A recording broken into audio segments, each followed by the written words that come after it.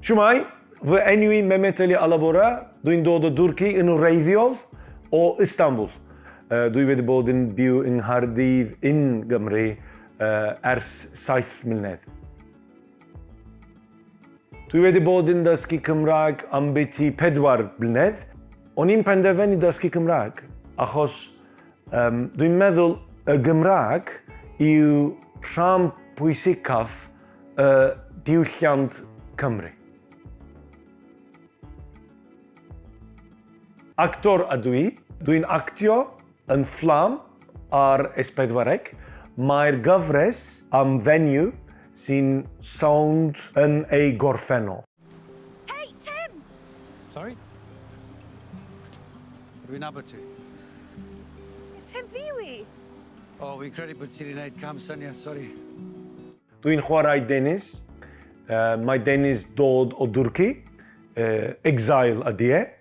Fi'n gwybod bod fi'n dweud yn ama, ond... Fi'n dy garu di fyd. Yn fwy na'r byd y gyd. Mae Deniz yn partner i Noni. Maen nhw'n hapus iawn nes i ddyn droi i fyny. Tim! Dwi ddim yn moyn dweud gormod, Gwyliwch yr gyfres.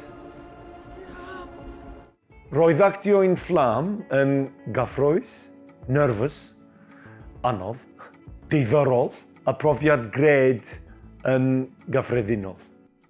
Gwy'n ffrind ma? Deniz special. Ham, chips, a mwy o chips. Fi wedi cael y beth i ti yn y ffwn. Actio yn Gymraeg yn helpu fi, achos ti'n dysgu canned phrases. Fi wedi bod yn chwasu dros Dwi'n trwy pronawn. Erbyn Fflam, o'n i'n dechrau deall popeth pan fi'n actio, ac o'n i'n teimlo'n hapus.